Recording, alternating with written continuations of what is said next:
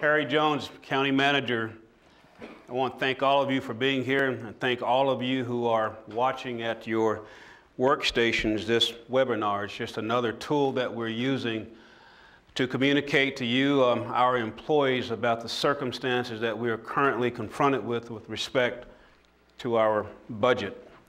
Over the course of the last month, I have been out in the community and I've been meeting with citizens all over this community, trying to prepare them for what I believe to be the most significant budget that we'll have to do. I've been here for 18 years. I cannot recall that we've ever experienced what we're currently experiencing. But the good thing is we're not in this by ourselves. We don't like being where we are, but all over this country, governments and businesses are experiencing the same types of budgetary scenarios and situations that we are, primarily attributable to the fact that there's just a decline in revenues, whatever that revenue source is.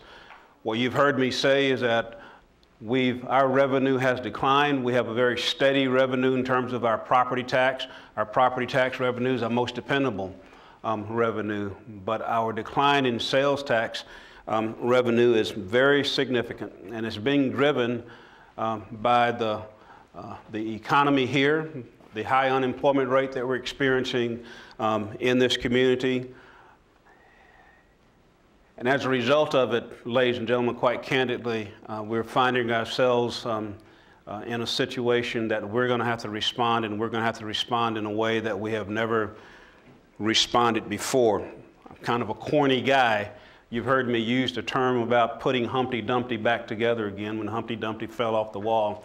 And I think that the question really before us is, should Humpty Dumpty be put back together in the same way? And what I mean by that is, we've been very good at responding to situational issues. And I think that right now we're in a situation where we've got to think in terms of new business models and a model that's going to sustain us for the future. And as we go forward and develop this budget, we should be thinking about it not just for the next fiscal year, but for years beyond. And I just can't define what that means in terms of length of time, but I would say to you that in the short term, 2 to 3 years out, that the predicament and circumstances that we're going to face are going to be very similar.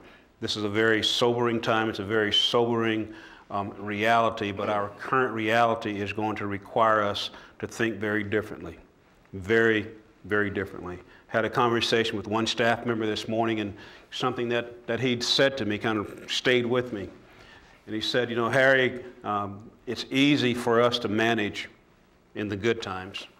It's going to be more difficult for us. We'll find out what we're made of in times like this. I want to spend more time today answering questions from you, because I know that there are a lot of questions out there. You read the newspapers and you see the news reports. We have reported that there are likely to be 500 plus layoffs. It's been reported that, you know, departments have received targeted reductions totaling, in some instances, 50% of their current budget. It's been reported that, you know, the school system is making reductions in salaries and benefits and cutting teachers. And we're not going to be immune from that. And I want to hear your questions about the concerns that you have. I want to get your ideas about things that we should be considering. The process that we're going to follow is the same process that we followed in the past. I am slated to give my recommended budget to the Board of County Commissioners in May 18th, I think it is, or somewhere thereabouts. So we're not far away. We're 6 to 8 weeks away from me giving a recommendation. And what I want to do is to maybe even do it in a similar fashion that we did it last year, if we're able to do it by incrementally sharing with the community what my recommendations will be. I do not expect that this year that we'll have the same result in our budget as we did last year. And what I mean by that was, you remember last year we also reduced $70 million in our budget. $70 million. And we had people to come to this chamber after I gave my recommended budget and to say to us, we support the manager's recommendation, please don't cut us anymore. The Board of County Commissioners only adjusted that $1.4 billion budget by about $1.4 million, and $1 million of that was to give it back to employees so that we could do the other half of the market rate pay that was not included in my recommended budget. So in effect, the Board of County Commissioners didn't really change my recommended budget last year. I think that this year there is going to be far, far more contentiousness associated with the budget. Our community partners are not going to like it, departments are not going to like it, and quite candidly, I'm not going to like it, and I know that you are not going to like some of the things that we are going to have to do. But we have to confront the brutal facts, and we have to confront the sobering reality, or the current reality that we're in, and move from where we are to where we need to get to. That's not going to make you feel any better, but that's the reality. Before I take questions and get comments, I want to ask Hung Ye just to come and kind of give you a little overview of how we got to where we are, and I want to answer any questions that you have. Well, thank you. Good morning, everybody. Just a very quick PowerPoint presentation to provide some context or to really answer the question, what's our problem and how did we get into this?